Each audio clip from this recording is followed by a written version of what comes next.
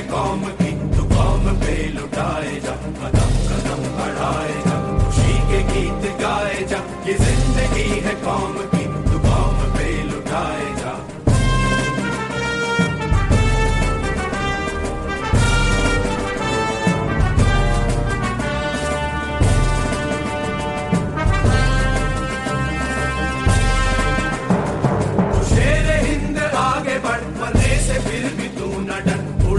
दुश्मनों का सर जो वतन बढ़ाए जा, तू शेर हिंद आगे बढ़, मरने से फिर भी तू न डर, उड़ा के दुश्मनों का सर जो वतन बढ़ाए जा, कदम कदम बढ़ाए जा, खुशी के गीत गाए जा, ये जिंदगी है कौम की, तू कौम पे लुटाए जा।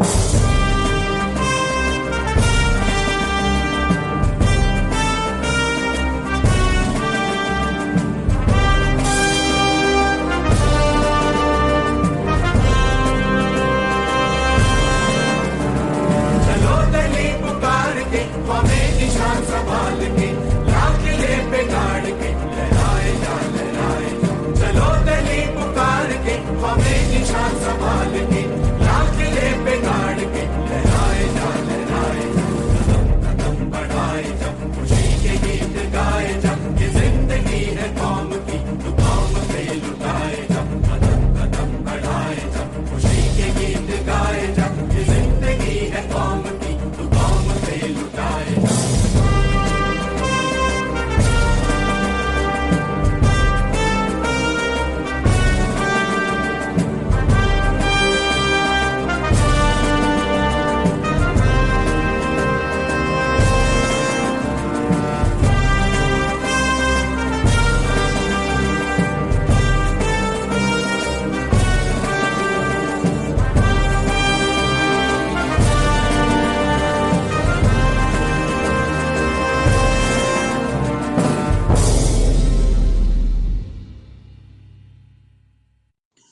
अस्सलाम वालेकुम व रहमतुल्लाहि व बरकातुहू to all dear group members of pure discussion group. आज हम इस्तकबाल करते हैं, वेलकम कहते हैं अपने बहुत ही अजीज़ मेंबर मोहतरम जगपाल सिंह साहब का।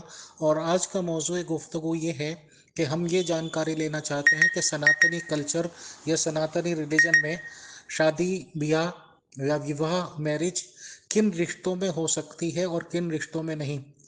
क्योंकि बहुत से धर्मों में मामा चाचा फूफी बुआ मामा के लड़के लड़कियों में शादी हो जाती हैं, तो इस रिगार्डिंग सनातनी टीचिंग्स क्या हैं, क्या वो भी ऐसे रिश्तों में शादियां कर लेते हैं या कुछ दूर दराज के रिश्तों में शादी कर लेते हैं। और एक बात ये भी जानना चाहेंगे हम जगपाल सिंह जी से कि किसी दंपत्ति के ऐसा भी होता है, एक जोड़ा बन जाता है, शादी हो जाती है, बट उनके यहाँ किसी भी वजह से औलाद नहीं हो पाती, या किसी और भी वजूहात किसी भी कारण से कोई मियाँ बीवी किसी बच्चे को गोद लेना चाहें, वो बेटे को गोद लेना चाहें या बेटी को गोद लेना चाहें, तो सनातनी रिलीजन या सनातनी टीचिंग्स के हिसाब से उस गोद लिए हुए बच्चे की क्या हैसियत और स्टेटस रहता है जिंदगी में और जिंदगी के बाद में। तो आए मोहतरम जगपाल साहब, आपका स्वागत है। सबसे पहले आप ये बताएं कि सनातनी कल्चर में शादियां को किस तरह से होती हैं, क्या आपस की रिश्तेदारियों में हो जाती हैं, सगे रिश्तेदारियों में, चाचा मामा फूफी के लड़के लड़कियों में, या क्या सिस्टम है आप लोगों के यहाँ, बताएं। पहला सवाल, शुक्रिया।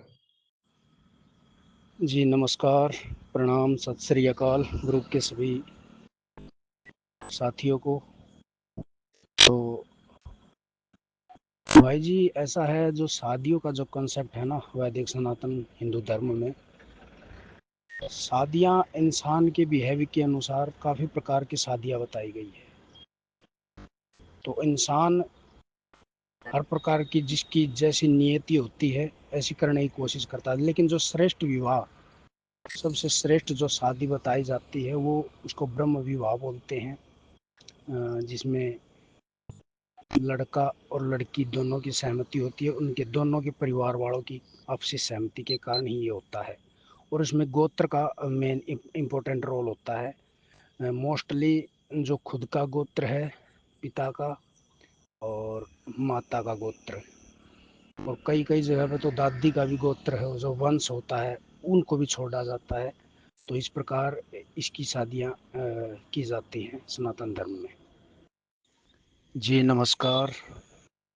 भाई जी, तो जो विवाह शादी की प्रथा है ना हमारे सनातन वैदिक धर्म में, उसमें पूरे इंसानों के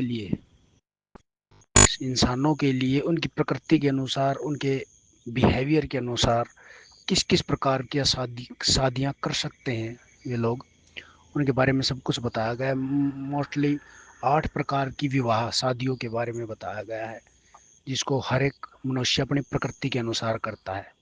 जैसे कि ब्रह्म विवाह, और भाई आर्ष विवाह, देव विवाह, राक्षस विवाह, पिशाच विवाह, हर प्रकार की मतलब प्रकृति के इंसानों के लिए ये विवाह बोले गए हैं। तो इसका जो स्टार्टिंग का मेन है, भी किस गोत्र में करते हैं, तो ये गोत्र का तो जिक्र सबसे पहले ऋग्वेद में आता है। ऋग्वेद के 8वें मंडल के 50वें सूक्त के 10वां मंत्र है, उसमें बताया गया है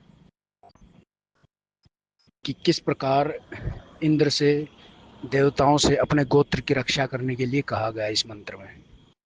ठीक है जी। मोहतरम जगपाल सिंह साहब, आपने गोत्र की बात कही। यहाँ पे बहुत कम मेंबर ऐसे होंगे हमारे ग्रुप में जो गोत्र का वर्ड्स मतलब मीनिंग इसका समझते होंगे। हमारी समझ में इतना तो आ रहा है कि जैसे हमने ये कहा था कि मामा चाचा बुआ की लड़के लड़कियों में शादी, तो वो तो बहुत बहुत दूर की बात हो गई। आपने तो गोत्र को भी कह दिया कि उसमें भी शादियां नहीं होंगी। गोत्र वैसे जहाँ तक मुझे जानकारी है वो पूरा अपना कबीला, अपना खानदान, माँ या बाप का टोटली छोड़ के होता है। लेकिन आप आसान लफ्ज़ों में जितने भी आसान शब्द आप बोल सकें, जैसे उर्दू का मिक्स, थोड़ा बता दीजिए ग्रुप मेंबर्स को कि गोत्र आखिर होता क्या है। Thank you. भाई जी, अगर गोत्र को मैं आसान भाषा में बताऊं तो जैसे कि आप हैं, आपका गोत्र या वंश क्या होगा, आप से लेकर के पीछे तक की आपकी 7 या 10 पीढ़ी तक आपका ये वंश माना जाता है। 10 पीढ़ी पीछे तक, 10 पीढ़ी तक गोत्र माना जाएगा। 10 पीढ़ी से और पीछे चले जाएंगे तो गोत्र चेंज माना जाता है। यानी आपकी 10 पीढ़ी तक के वंश में, और इसी प्रकार आपकी वाइफ की 10 पीढ़ी के वंश में, इन दोनों वंशों में 10 पीढ़ियों का अंतर से पीछे का जो कनेक्शन होगा उसमें शादी कर सकते हैं। आपकी 10 पीढ़ियों तक और आपकी वाइफ की 10 पीढ़ियों तक आपकी संतानों की, आपकी औलादों की शादी नहीं होती। इसे ही गोत्र बोलते हैं। जगपाल सिंह साहब, बहुत ही शॉर्ट में अगर हम इस बात का मतलब समझें तो हम सादे सादे लफ्ज़ों में ये बात बता सकते हैं ग्रुप मेंबर्स को कि ये मामा चाचा नाना दादी वादी खाला फूफी की लड़के लड़कियों में तो बहुत दूर की बात है। अपने करीब करीब के मतलब 10 पीढ़ियाँ दूर जाने का मतलब यह है कि कम से कम 300-400 साल पहले तक जो हमारे बुजुर्ग रहे हैं, हमारे एंसेस्टर्स रहे हैं, उनमें भी हम शादियाँ नहीं कर सकते। हमारा गोत्र जो होगा उस गोत्र के अलावा का लड़का या लड़की होगा तो ही शादी मुमकिन है। तो ये वाला जो कॉन्सेप्ट है कि बहन चाचा वाचा करीब के रिश्तेदारियों में शादी करने का, ये तो सनातनी सनातनी कल्चर, सनातनी रिलीजन में सोचने का भी मैटर नहीं है और सोचा भी नहीं जा सकता। तो क्या हम ग्रुप मेंबर्स को ये बता सकते हैं कि चाचा खाला मामू जो भी ये लड़के लड़कियां हैं वो आपस में सनातनी लोग भाई बहन मानते हैं और भाई बहन से अलावा कुछ नहीं मानते सर? हाँ मोहतरम जगपाल सिंह भाई, आपने बहुत अच्छी बात कही, बिल्कुल यही सच्चाई है।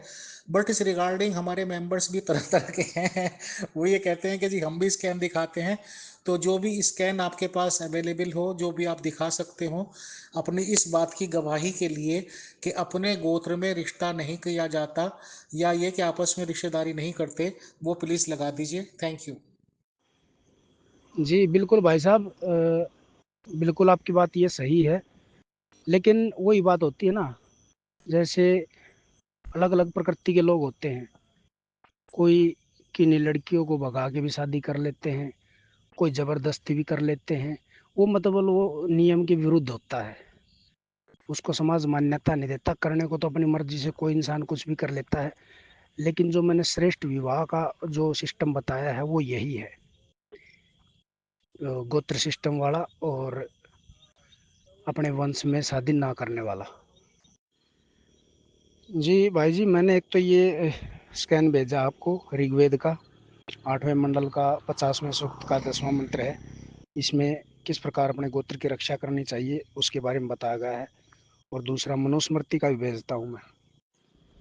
इसी प्रकार इस वैदिक मंत्र में गोत्र और या गोत बोलते हैं जिसको, इसके विषय को और ज़्यादा खोल करके समझाया गया है मनुस्मृति के अध्याय 3 के श्लोक नंबर 4 में। तो इसमें सीधा बताया गया कि जो सैपिंड है, मतलब माता की जो वंशावली में 7 पीढ़ी और पिता के गोत्र में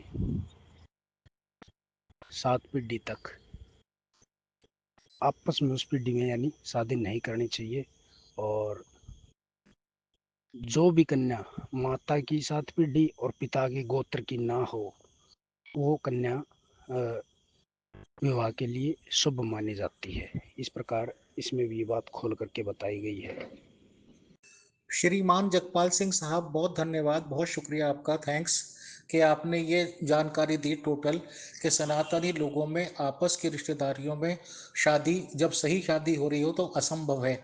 और ये बात भी आपकी बिल्कुल सही है कि कोई अलग ही मामला हो जाए, कोई लव मैटिंग हो जाए, लव की सेटिंग्स में हो जाए, वो मामला तो एक अलग है। उसका धर्म कर्म या कल्चर से कोई भी वास्ता मतलब नहीं होता। सर हमें ये भी बता दीजिए, एक बहुत इंपॉर्टेंट टॉपिक है कि कोई भी जोड़ा शादी के बाद ये डिसाइड कर ले किसी भी कारण से कि उसे एक बच्चे को गोद लेना है, जिसे हिंदी में शायद ले पालक भी बोलते हैं। उन्होंने कोई बेटा गोद ले लिया या बेटी गोद ले ली, उस बच्चे का जो गोद लिया है हैसियत क्या होगी सनातनी रिलीजन में? क्या अपने बेटा या बेटी की तरह होगी, या क्या हैसियत होगी उसका? इन लोगों की जायदाद में जिस जोड़े ने, जिस पति पत्नी ने वो बच्चा गोद लिया है, जायदाद में क्या हिस्सा होगा, समाज में उसका रुतबा क्या होगा, समाज में वो किसका बच्चा कहलाएगा? इस तरह की बातें आप बता दीजिए, शुक्रिया, थैंक्स। जी अमित भाई जी, अच्छी बात कही आपने। तो मैं आपको बता दूं, जैसे जो आपने बताया गोद लिया हुआ लड़का या लड़की जो इंसान गोद लेते हैं सनातन धर्म के अनुसार, उसको दत्तक पुत्र बोला जाता है। यानी दत्तक पुत्र यानी गोद लिया हुआ पुत्र या पुत्री।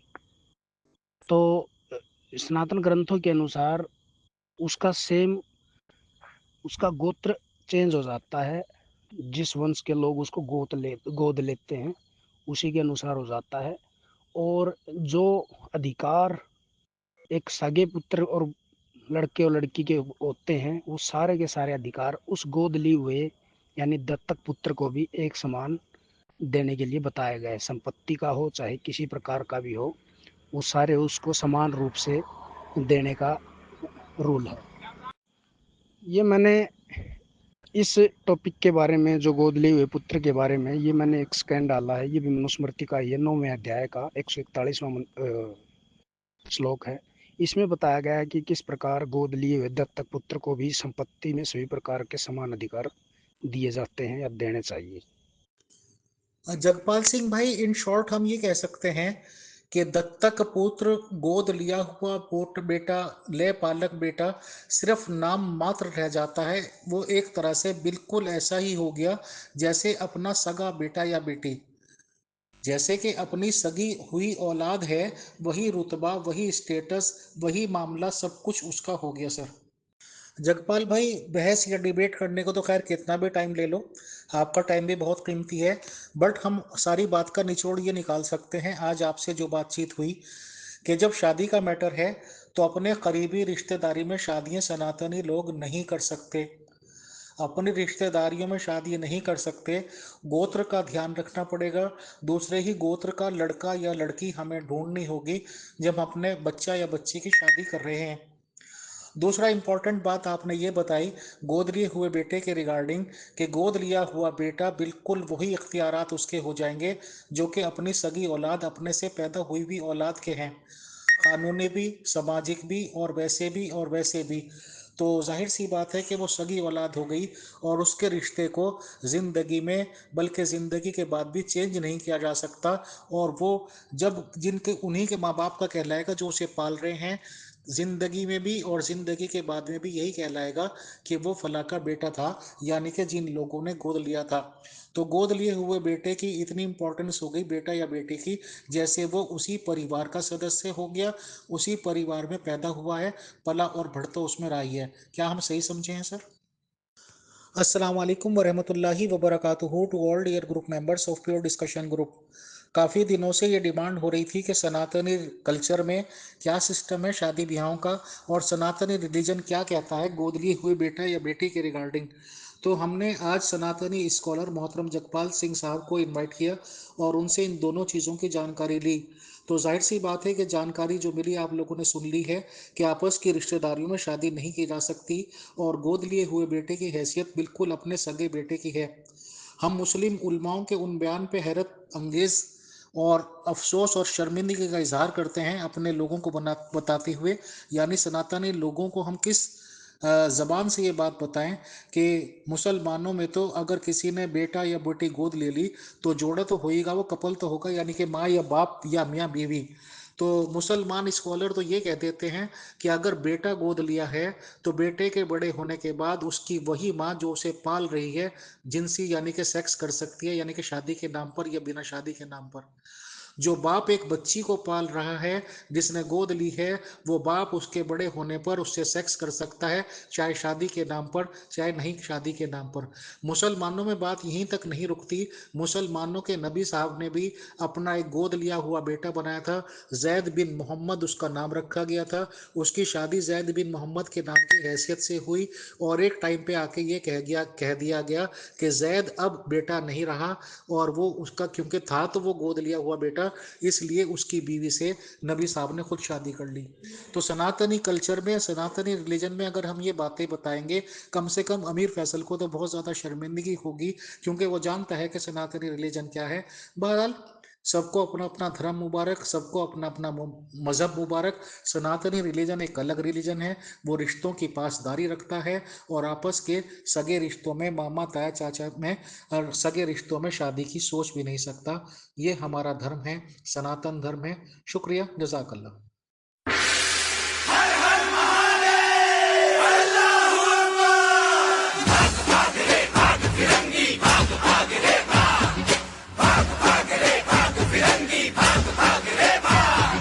भाग भाग रे भाग फिरंगी, झांसी की रानी आई है, भाल तिलक और हाथ खड़क, दुर्गा है काली माई है।